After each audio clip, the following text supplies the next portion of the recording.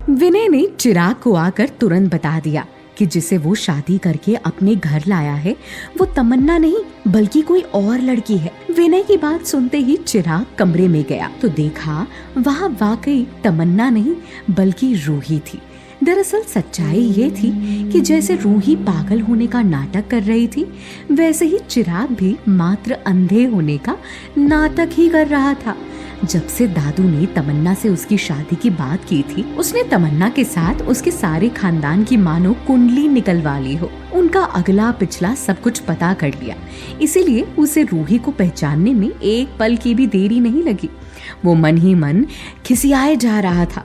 दादू ने तो साफ तौर पे ये रिश्ता तमन्ना के लिए मांगा था, मगर उन माथुर्स ने अपनी बेटी के बजाय इस बेवकूफ को यहाँ भेजकर हमें बेवकूफ बनाया है।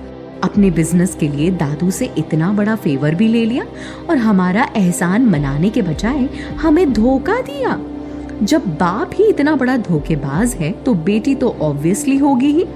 चिराग तमन्ना के बदले रूही को देखकर गुस्से में लगातार माथुर्स को कोसे जा रहा था।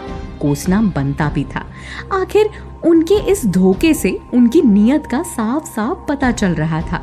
जाहिर सी बात है उन्होंने चिराग की कमजोरी का फायदा उठाया, उसे अपनी बेटी तमन्ना के लायक नहीं समझा और नकारा बेकार जानकर उसे अपनी पागल बेटी रूही को उसके मत्थे मर दिया। गुस्से में ये सारी बातें चिराग के दिमाग में एक के बाद एक लगातार चोटें पहुंचाई जा रही थी। खैर, जब अपना ही सिक्का खोटा हो तो दूसरे को क्या ब्लेम करना। मुझे पूरा यकीन है कि ये सिर्फ माथुर्स के दिमाग की प्लानिंग नहीं बल्कि नमन और तमन्ना भी इसमें शामिल हुए हैं। जो भी हो, मैं इनके धोखे का शिकार नहीं बनने वाला। मैं इस लड़की को एक्सेप्ट नहीं कर सकता। चिराग अपने ख्याल में इतना खो गया था कि वो चश्मा पहनकर लगातार इस लड़की को बस गुस्से से घूरे जा रहा था। चिराग का कोई रिएक्शन ना देखकर रूही ने मन में सोचा, लगता है ना देख पाने की वजह से तब से वहीं खड़ा है, इसे कहीं बिठा देती हूँ। ये सोचकर रूही चिराग के पास गई और जाकर उसका हाथ पकड़ लिया। हालांकि चिराग देख तो सकता ही था मगर ये बात वो रूही के सामने जाहिर नहीं होने देना चाहता था, इसीलिए अनजान बनते हुए बोला, तमन्ना। चिराग की आवाज में एक अजीब सा रूखापन था। रूही का दिमाग खटका। ये ऐसे शक्की अंदाज से तमन्ना क्यों बोल रहा है? कहीं इसे एहसास तो नहीं हुआ कि मैं तमन्ना नहीं हूँ? मगर मैं तो पूरे समय घूंघट में ही थी।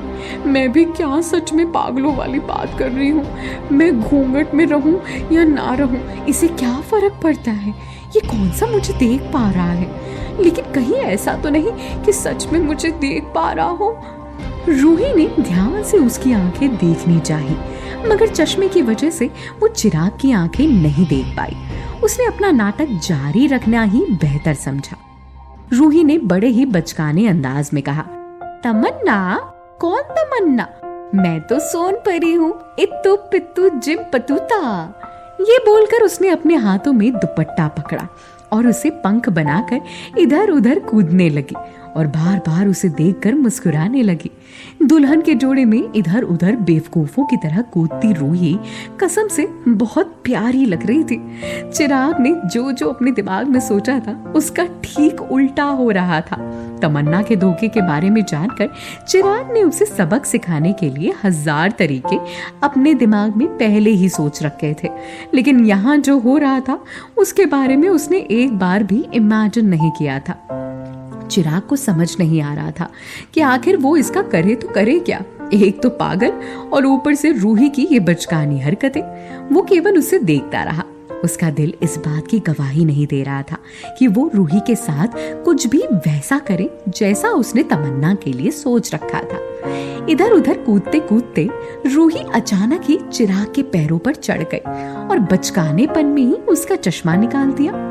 चश्मा निकालते ही रूही का दिल चिराग की आंखों पर अटक गया। वो आंखें जिसे देखने के लिए रूही पहले भी जतन कर चुकी थी। उसने आंखों को देखकर कहा, तारों जैसी हैं तुम्हारी आंखें, बहुत सुंदर, चमकदार। रूही ठीक चिराग के आंखों के सामने खड़ी थी, एकदम पास, इतने पास कि कोई चिराग की आंखों में रूही का पूरा चेहरा देख ले। चिराग चाहे जितने सख्त मिजाज से अंदर आया हो, रूही को अपने पास पाकर उसका दिल मोम की तरह पिघलने लगा था। दिल की धड़कनें इतनी तेज हो चुकी थी कि पास खड़ा इंसान आसानी से उसके दिल का हाल बता दे। ये मुझे क्या हो रहा है? ऐसा क्यों लग रहा है कि ये लड़की मुझ पर कुछ असर कर रही है? नो वे, नोप। चिराग ने तुरंत अपना ध्यान रूही के चेहरे से हटाकर उससे जबरदस्ती अपना चश्मा मांगने लगा, मगर रूही तो जैसे अपने ही खेल में मग्न थी। वो चश्मा देने को तैयार ही नहीं थी। चिराग जैसे ही चश्मा लेने एक कदम आगे बढ़ाता, रूही उसका चश्मा हाथ में ऊपर लहराते हुए एक कदम पीछे हट जाती।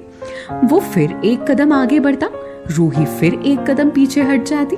चिराग लगातार अपना हाथ हवा में इधर उधर घुमाकर कोशिश कर ही रहा था कि अचानक उसका पैर रूही के लहंगे में फंस गया और दोनों बिस्तर पर गिर पड़े।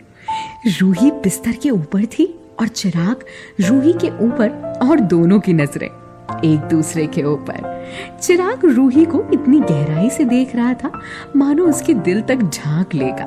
जिंदगी में कुछ लम्हे ऐसे आते ही हैं जहां आप एक पल के लिए ही सही लेकिन कमजोर पड़ ही जाते हैं। चिराग के लिए ये वही लम्हा था। रूही भी इस लम्हे में इतना डूब गई थी कि अचानक उसका हाथ चिराग के सीने को छू बैठा। चिराग का दिल इतनी तेजी से धड़क रहा था मानो कि रूही का हाथ धक धक कर रहा हो, मगर तभी चिराग का ध्यान टूटा और वो थोड़ा हिचकिचा सा गया। वो वैसे ही लेटे हुए हाथ बढ़ाया और अपना चश्मा छीनने की कोशिश करने लगा। रूही भी थोड़ा सकपका गई और उसे एक बार और जांचने के लिए उसके आंखों के आगे अपने हाथ को कभी दाएं ले जाती तो कभी बाएं, ताकि गलती से ही उसका ध्यान उसके हाथ पर जाए और चिराग का झूठ पकड़ा जाए। लेकिन ऐसा कुछ हुआ नहीं। चिराग सीधे एक टक से दूर एक ही बिंदु पर कहीं देखता रहा। रूही को अब पूरी तरह तसल्ली हो चुकी थी कि चिराग वाकई अंधा है।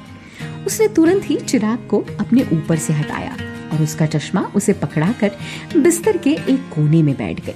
उसने अपना बैग खोला और उसमें से आईपैड निकालकर शेयर मार्केट चेक करने लगी। साइट पर लॉग इन करते ही रूही का चेहरा संजीदा हो गया। भगवान जाने वो क्या देख रही थी, उसे ऐसा क्या दिखा। ये सब करते हुए वो इतनी बेपरवाह सी हो गई थी कि उसे इस बात का होश ही नहीं था कि वो कमरे में अकेली नहीं थी। दरअसल इसकी एक वजह ये भी थी कि रूही को अब भरोसा हो चुका था कि चिराग अंधा ही है, मगर रूही की हर हरकत पर चिराग की अच्छी खासी नजर थी। जिस सीरियसनेस के साथ ये स्क्रीन देख रही है, कोई पागल ही इसे पागल कहेगा। और जो उसने बड़े ही सब्टल तरीके से अपना हाथ मेरी आंखों के आगे हिलाकर मुझे चेक करने की कोशिश की। Come on, who is she trying to fool? मैं अंधा या पागल नहीं हूँ जो ये सब देख समझ नहीं पाऊंगा, पर ये ऐसा क्यों कर रही है और आखिर इसका यहाँ आने का क्या मतलब है? क्या चल रहा है इन माथुर्स के दिमाग में? उसने रूही के बारे में और आगे अंदाजा लगाते हुए ये सोचा कि कहीं ऐसा तो नहीं कि ये लड़की पागल बनने का नाटक इसलिए कर रही है ताकि इस पर कोई शक ना करे। मासूम बनकर पक्का ये यहाँ मेरी जासूसी करनी आई है ताकि अपने घर जाकर सब उगल सके। कोई नहीं, मेरी बेवकूफ बीवी बनने का बहुत शौक है ना तुम्हें, तो अब मैं तुम्हें बताऊंगा कि बेवकूफ बनाते कैसे हैं। Just wait and play along my silly wife. बस फिर क्या था, चिराग ने भी अपना नाटक शुरू कर दिया। उसने अनजान बनकर रूही का हाथ पकड़ लिया और बोला, क्या कर रही हो तुम? चिराग के ये बोलते ही रूही का ध्यान अचानक आईपैड से हटकर चिराग पर आ गया। उसने थोड़ा हड़बड़ा कर कहा, खेल रही हूँ अपने खिलौने के साथ, देखो देखो। उसने बड़े ही स्मार्टली अपना हाथ वापस खींचने की कोशिश की, मगर रूही जानती नहीं थी कि उसका पाला भी चिराग जैसे ही एक गेमर से पड़ चुका था।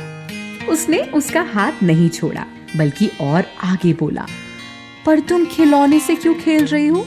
मैं हूं ना, हमारी तो आज शादी हुई है। मैं पति हूँ तुम्हारा और तुम मेरी वाइफ हो। मम्मी ने तुम्हें बताया नहीं कि तुम्हें मेरी सारी बात माननी होगी? चिराग खिसक कर रूही के और करीब आने लगा और बोला, अच्छा बताओ, तुम गुड वाइफ हो या बैड वाइफ? बोलो बोलो।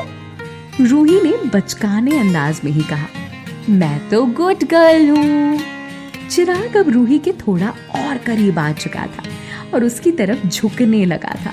वो रूही के चेहरे के एक कदम पास आकर बोला, तो गुड गर्ल अपने पति की सारी बातें मानती हैं, ओके? रूही चिराग के इस अंदाज से थोड़ा घबरा गई थी। उसने तुरंत अपने आप को पीछे करना चाहा, मगर चिराग ने उसका लहंगा अपने घुटनों के नीचे दबा रखा था। वो वहीं रुकी रही और चिराग उसकी तरफ झुकता रहा। वो अब रूही के होठों के एकदम करीब था, इतने करीब कि अगर बीच में कोई पर्दा कर दे तो वो भी इनके गर्म भाप से पसीज कर गल जाए। मगर तभी रूही ने झट से अपना मुंह दूसरी तरफ घुमा लिया और नाटक करने लगी। नहीं, तुम गंदे हो। मम्मा ने तो कहा था कि जब मेरी शादी हो जाएगी ना, तब तुम मुझे ढेर सारे खिलौने ला कर दोगे, पर तुम तो बैड बॉय हो। रूही ने अपनी तिरछी आंखों से चिराग को देखा और मन में सोचने लगी, पागल बनने का एक फायदा तो है कि ये मेरे साथ कोई ऐसी वैसी हरकत तो नहीं करेगा। मगर चिराग रूही की सारी नौटंकियां पहले ही समझ चुका था, इसीलिए वो भी जानबूझकर उसे बिल्कुल उस कगार पे ले जाना चाहता था जहां रूही या तो खुद को उसके सामने सरेंडर कर दे या फिर वो अपना आपा खो दे। चिराग रूही के होठों से हटकर अब बिल्कुल उसकी गर्दन के नजदीक चला गया और नजदीक जाकर रूही के कानों में अपनी गहरी मर्दाना आवाज में धीरे से बोला, मम्मा ने ये नहीं बताया कि शादी के बाद बेबी भी होते हैं? रूही की सांसें अब थमने लगी थी। उसका शरीर डर से थरथराने लगा था, मगर उसके पास चारा ही क्या था सिवाय पागल बने रहने के। उसने हकलाते हुए कहा, बेबी क्या होता है? मुझे भी बेबी खाना है, प्लीज मुझे भी लाकर दो ना बेबी। चिराग जानबूझकर अपनी हदें पार करने की कोशिश कर रहा था। उसने प्यार से अपना हाथ रूही के गालों पर रख दिया और अपनी मध्यम सेक्सी आवाज में बोला, मैं बेबी बनना चाहता हूँ, मैं लाकर दूंगा तुम्हें बेबी, ओके? पर तुम्हें मेरी एक बात माननी होगी, मानोगी? रूही बिना हाँ ना बोले बस चुपचाप उसे देख रही थी। कितना ठरकी आदमी है, कोई अच्छी भली लड़की हो तो समझ भी आता है, मगर ये तो एक पागल को भी चैन से छोड़ने को तैयार नहीं है। चिराग उसके ऊपर झुकने लगा और धीरे धीरे उसके होठों के एकदम करीब आ गया। पीछे 1 इंच भी नहीं थी कि रूही थोड़ा भी खिसक सकती थी। रूही अंदर ही अंदर घबरा रही थी, मगर चिराग उसके इतना करीब था कि किसी भी वक्त उसे किस कर सकता था। वो बिल्कुल उसके चेहरे के सामने उसे देखता रहा, बिना पलक झपकाए उसे देखता रहा। उसकी सांसें एकदम तेज थी। वो हल्का सा और झुका और फिर एकदम से रूही के कंधे को धक्का देकर वहां से हट गया। उसके चेहरे का रंग बिल्कुल उड़ा हुआ दिख रहा था। ऐसा लग रहा था बहुत जल्दी में है। वो हड़बड़ी में कमरे से बाहर चला गया और रूही हैरानी से उसे देखती रही। चिराग इतनी जल्दी में कहाँ निकला था? क्या रूही का यहाँ आना उसके लिए पहले से ज्यादा मुसीबतें खड़ी कर देगा? क्या होंगे इन सभी सवालों के जवाब? आपको क्या लगता है? हमें कमेंट करके जरूर बताएं और सभी सवालों के जवाब जानने के लिए सुनते रहिए अंधाधुन इश्क, सिर्फ पॉकेट FM पर।